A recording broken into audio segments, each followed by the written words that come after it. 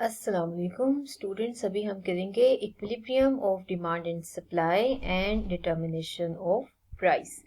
Basically ये जो है ये आता है market and equilibrium of demand and supply. पहले तो हम देखते हैं मार्केट क्या है। Market is a place where buyer and sellers come into contact with each other for the transaction of goods and services and it means markets are places in which things are bought and sold. ठीक हो गया। Market कौन सी जगह है जब bye and seller आपस में interaction उनका होता है और वो गुड्स एंड सेल्स की जो बाइंग एंड सेलिंग है उसके लिए मार्केट में आते हैं दोनों। Equilibrium is a stable situation which shows balance of economic forces.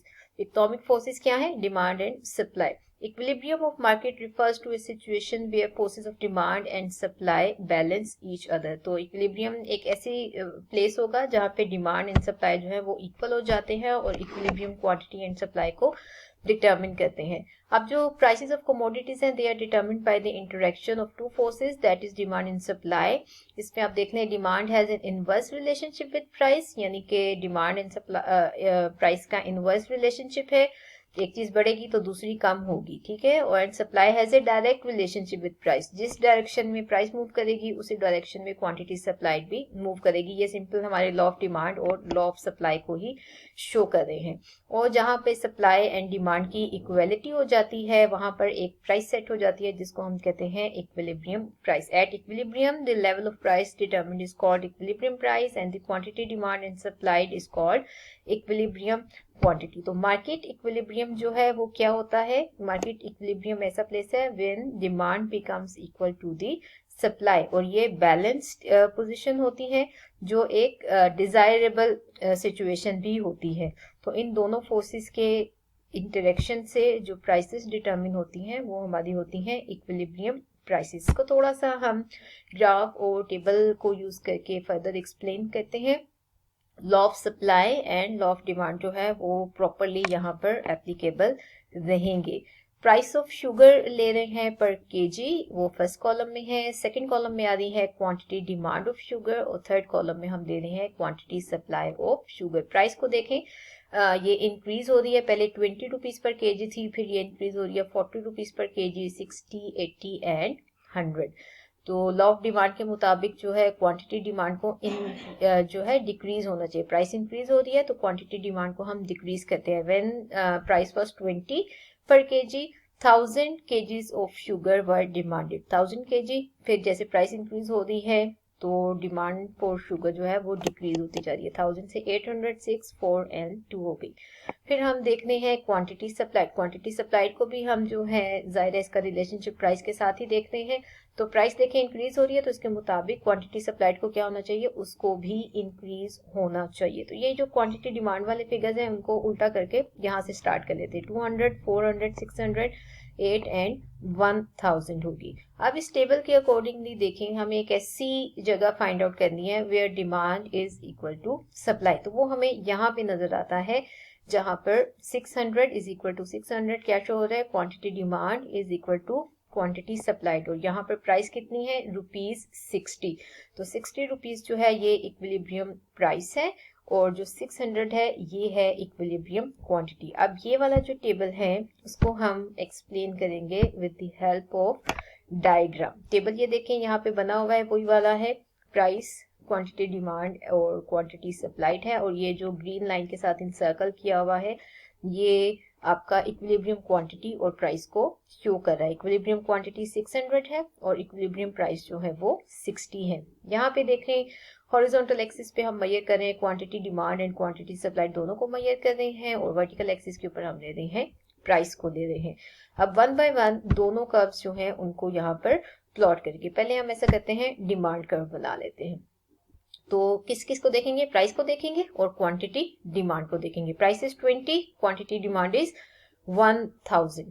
20 किधर है? ये 20 है और क्वांटिटी डिमांड जो है ये 1000 आ गई। फिर देखें प्राइस जो है बढ़ रही है, 40 हो जाती है, क्वांटिटी डिमांड पीछे आ जाती है 800 पे। फिर प्राइस फर्दर 60 रुपीज हो जाती है और quantity demand 600 at the rate of 60 है। फिर प्राइस 80 हो जाती है और 80 के ऊपर जो क्वांटिटी डिमांड आपकी है वो 400 है।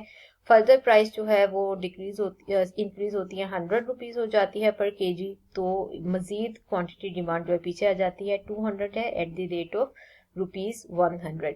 ये जितने भी पॉइंट्स हैं इनको हम ज्वाइन करते हैं तो हमारे पास आ जाता है डिमांड कर्व। अब इसी तरह हम दूसरी जो है कर्व बना लेते हैं, फिर देखते हैं प्राइस एंड क्वांटिटी सप्लाइड को देखते हैं। क्वांटिटी सप्लाइड कितनी है, ये है 200। जैसे जैसे प्राइस जो है वो बढ़ रही है वो भी साथ साथ बढ़ती जा रही है।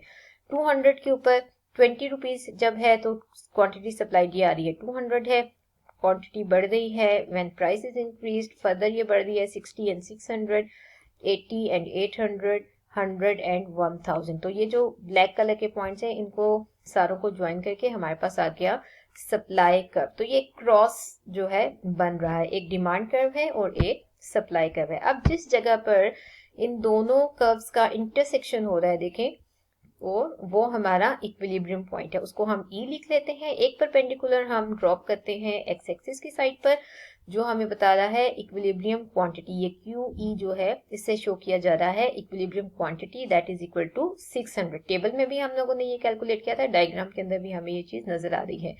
दूसरा परपेंडिकुलर जो है वो आप ड्रॉ करते हैं टूवर्ड वाई एक्सिस। तो यहाँ पर आपको पता चल रहा है कि इक्विलिब्रियम प्राइस कितनी है, ये है 60 रुपीज है। ठीक है, तो इस तरह डायग्राम के अंदर जो है वो हम फाइंड आउट करते हैं equilibrium of demand and supply.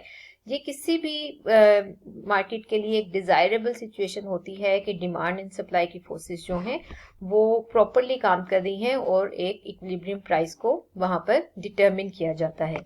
तो इसको हम कहते हैं एफिशिएंट मार्केट। ठीक है ना, efficient allocation of the resources है, जिसकी वजह से आपकी मार्केट जो है वो एफिशिएंटली काम कर रही है।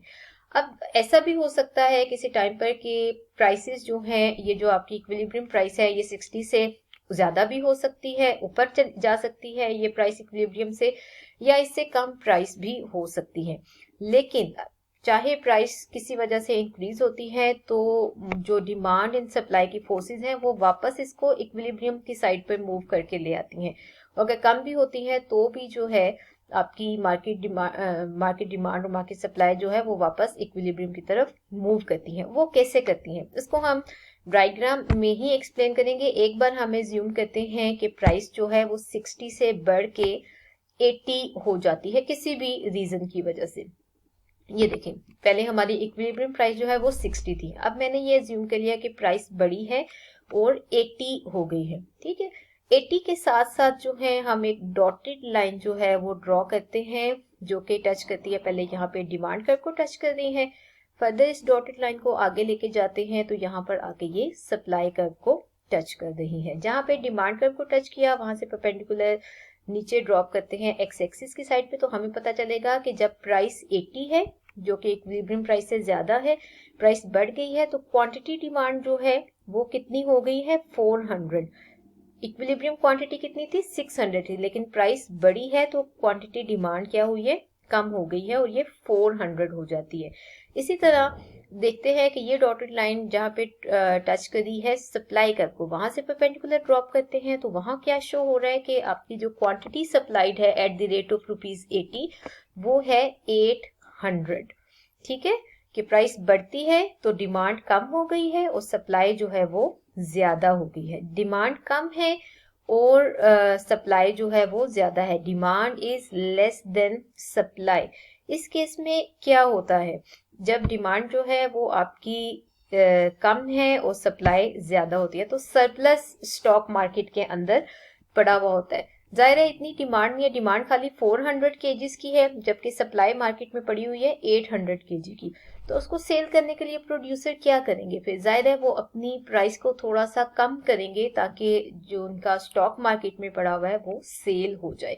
तो फिर आहिस्ता आहिस्ता ये प्राइसेस जो हैं वापस जो है नीचे की तरफ आएंगी, 80 पर जो इंक्रीज हो गई थी वो आ जाएगी 60 के ऊपर वापस आ जाएगी। तो डिमांड जो है वो भी यहाँ से वापस मूव करेगी इक्विलिब्रियम की साइड पे और सप्लाई जो है वो भी वापस मूव करेगी इक्विलिब्रियम की साइड पर। अब इसी तरह हम सेकंड एग्जांपल लेते हैं कि अगर प्राइस जो है वो किसी रीजन की वजह से कम हुई है इक्विलिब्रियम प्राइस से, तो फिर क्या होगा। पहले हमने 80 का किया था, ये मैंने ग्रीन वाली डॉटेड लाइन रखी है। ठीक है, अब अगर प्राइस इक्विलिब्रियम प्राइस से कम हो जाती है, पहले 60 थी 40 हो जाती है, तो ये देखें उसी तरह हम एक डॉटेड लाइन ड्रॉ करना शुरू करेंगे। ठीक है, इधर डिमांड सप्लाई कर्व को टच करेगी और यही डॉटेड लाइन जो है ये आगे ले जाते हैं, ये डिमांड कर्व को टच करेगी। परपेंडिकुलर जो है ये ग्रीन वाला तो पहले वाले का आया था, रेड वाले के साथ से मैंने एक्स्ट्रा एक ड्रॉ किया है ये शो करने के लिए कि पहले यहाँ पे जो थी वो क्वांटिटी डिमांड थी, अब क्वांटिटी सप्लाईड, ये सप्लाई कर्व है, ठीक है। तो यहाँ ये हमें बता रहा है कि इस पॉइंट से अगर नीचे देखें तो क्वांटिटी सप्लाईड 400 है, जबकि क्वांटिटी डिमांड अब जो है वो हो गई है 800 हो गई है। सप्लाई सिर्फ 400 केजीज की है, जबकि मार्केट के अंदर जो डिमांड है वो है 800। क्यों हुई है? क्योंकि प्राइस कम हो गई है। अब प्रोड्यूसर अपनी जो प्रोडक्ट है मार्केट के अंदर कम सप्लाई करेंगे, ठीक है ना। और जो कंज्यूमर है उसको लग रहा है कि प्राइस कम हो गया है तो अब उसको ज्यादा डिमांड करनी चाहिए। तो यहाँ पे देखें कितना ज्यादा डिफरेंस आ गया। तो demand is greater than supply, demand 800 है जबकि सप्लाई जो है वो 400 है। उससे क्या होगा? ये चीज शो करती है शॉर्टेज को। जब भी मार्केट के अंदर किसी भी चीज की शॉर्टेज क्रिएट हो जाती है तो हमें सबको पता है कि शॉर्ट हुई हुई जो चीजें होती हैं उनकी प्राइसेस क्या होती है, खुद ब खुद इंक्रीज होना शुरू हो जाती हैं। तो जब शॉर्टेज हुई है, शॉर्टेज की वजह से प्राइसेस क्या होंगी? दोबारा से इंक्रीज होंगी और ये वापस किधर जाएंगी? इक्विलिब्रियम की साइड पर मूव कर जाएंगी। और यहाँ पर भी क्या होगा कि फिर ये वापस जो मूवमेंट है ये कहाँ पर होगी? इक्विलिब्रियम की साइड पर मूव हो जाएगी। इसका मतलब ये है कि डिमांड एंड सप्लाई की फोर्सेस अगर फ्रीली ऑपरेट करती रहेंगी तो जो है आपकी मार्केट जो है वो एफिशिएंटली काम करती रहेगी। प्राइस अगर किसी भी टाइम पे ज्यादा हो जाए या कम हो जाए तो डिमांड एंड सप्लाई की फोर्सेस जो है वो खुद ब खुद इन प्राइसेस को वापस इक्विलिब्रियम की साइड पर जो है वो मूव करके वापस ले आएंगी, ठीक है।